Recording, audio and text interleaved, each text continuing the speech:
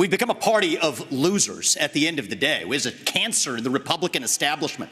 For that matter, Ronna, if you want to come on stage tonight, you want to look the GOP voters in the eye and tell them you resign, I will yield my time to you. Think about who's moderating this debate. This should be Tucker Carlson, Joe Rogan, and Elon Musk. We'd have 10 times the viewership, asking questions that GOP primary voters actually care about and bringing more people into our party. And so the fact of the matter is, Kristen, I'm going to use this time because this is actually about you in the media and the corrupt media establishment. Ask you, the Trump-Russia collusion hoax that you pushed on this network for years, was that real or was that Hillary Clinton made-up disinformation? Answer the question. Go. Mr. Ronna. Sorry. This is how we get our country back.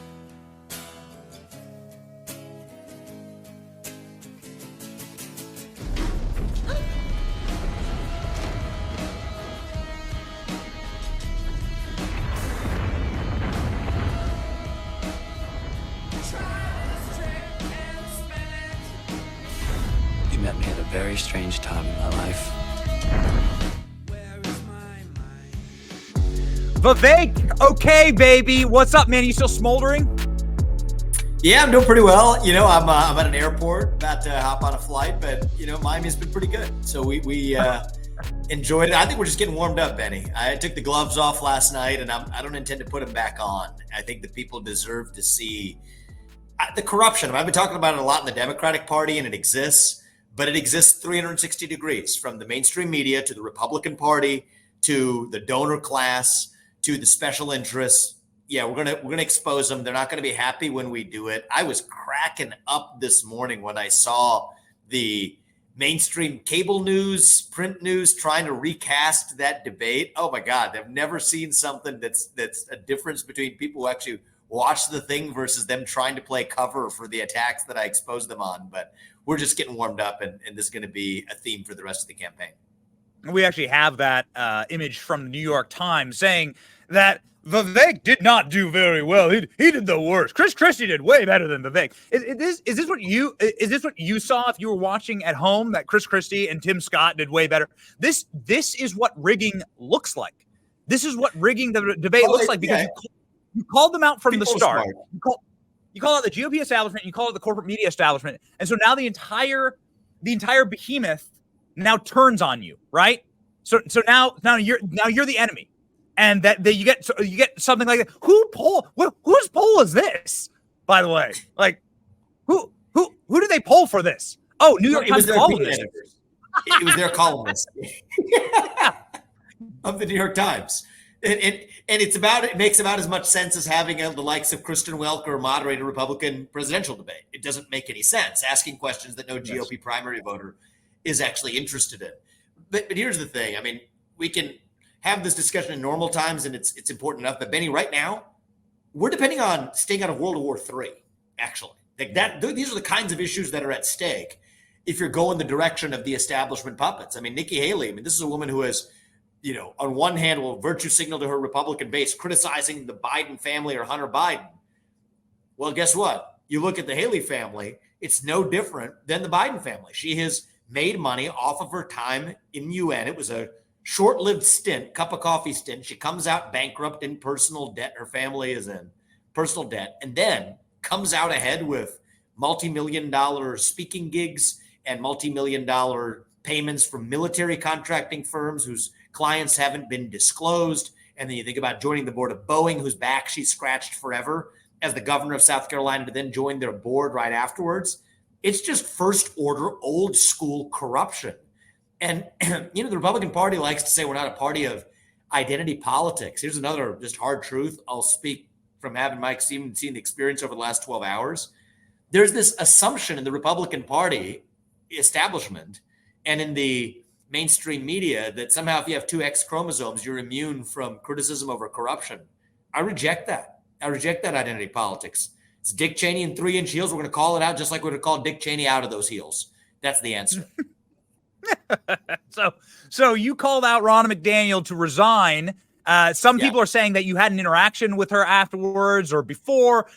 What was your interactions with Ronna? Did she come up to you and resign? Can you break that news right now?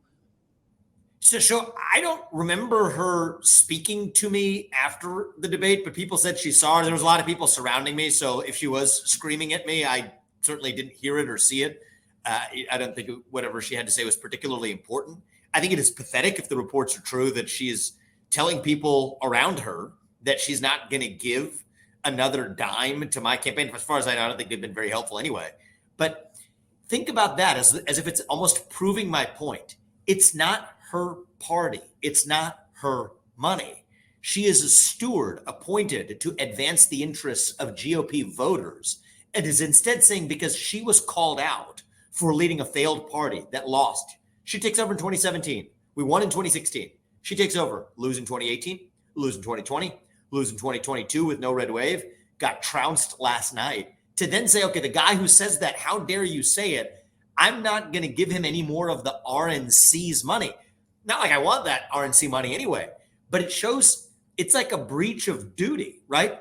Treating it like it's her own money. That is the corruption. That is the swamp. The idea, and I got a question from the media afterwards. Well, how are you calling her out on her debate stage? I said, excuse me. This is a question I got literally in the spin room last night afterwards, an angry question from a reporter. Why you're doing this on her debate stage? I said, it is not her debate stage. The debate stage does not belong to her. It belongs to the GOP primary voters who we're supposed to represent. And this is a party that has completely lost any connection with its own base or where its own base actually is. And so, yeah, are the Democrats corrupt? Absolutely.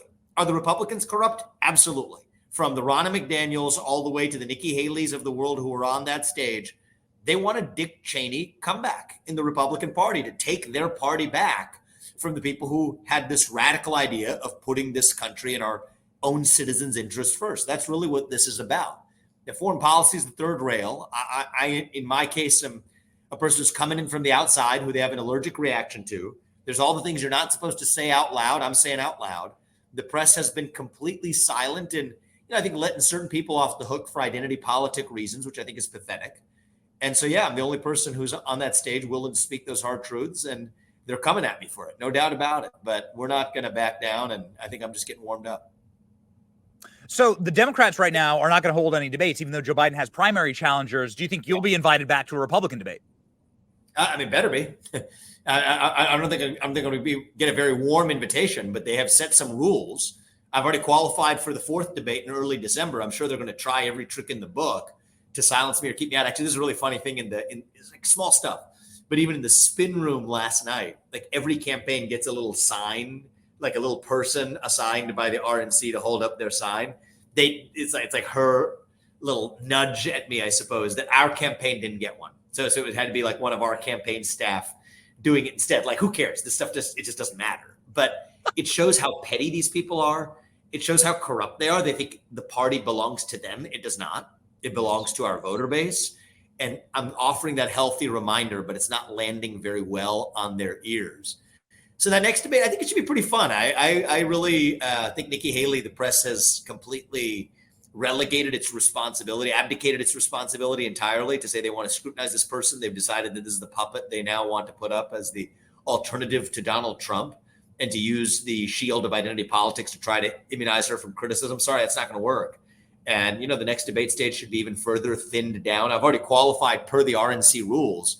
It'll be interesting to see if they continue to follow their own rules. But yeah, I'm not going to be playing with kid gloves. Certainly not from here on out in this debate and not in this race.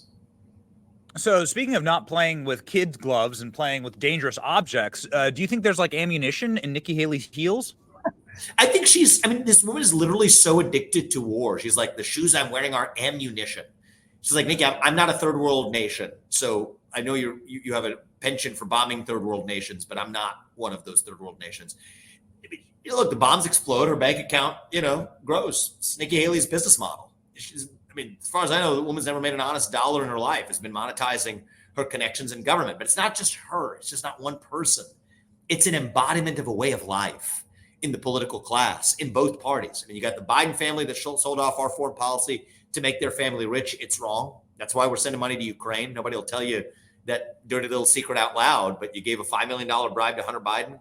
You think it's an accident that same family is the one that's intent on sending $200 billion of our taxpayer money back to Ukraine? It's the Ronna McDaniel problem. They treat our taxpayer money like it's their own money. We're paying a bribe. Well, Haley, connections from the UN, same story. This Dick Cheney 2.0, Halliburton guy becomes the guy who's a warmonger. Big surprise. So it's a deep corrupt system, but I wouldn't bother wasting, there's a lot of ways one can spend their life and their energy productively. The reason I'm actually focused on this is going to have real consequences for people here at home. I mean, our sons and daughters, this country's sons and daughters, people our age, many, went to go die in places like Iraq and Afghanistan. 10, 15,000 plus in just those two wars. 7 trillion of our national debt that the next generation of young Americans is going to bear came from those two wars. And so that's why the corruption is important. It's not just to, I'm not a journalist here, right? I'm in this to lead this country, but why am I taking the time to expose this like the real journalists in the mainstream media should be doing? The answer is it has real consequences for our country. It is the greatest risk we face of sending the next generation of our sons and daughters to fight somebody else's war and rack up national debt when we're $34 trillion bankrupt. That greatest risk comes from the fact that there are people with incentives to make money from doing it. And they will deflect that every direction, see through it, don't fall for that farce, whether it's Biden and their crime family or the Haley corruption family, don't fall for it. And especially when they're protected by establishment stooges like Ronna McDaniel, who treat the Republican Party money as though it's her own money, deciding who it does or doesn't go to based on who she prefers.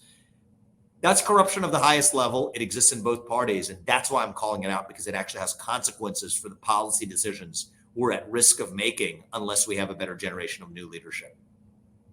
Do you think that Ronna should resign? Yes, I do.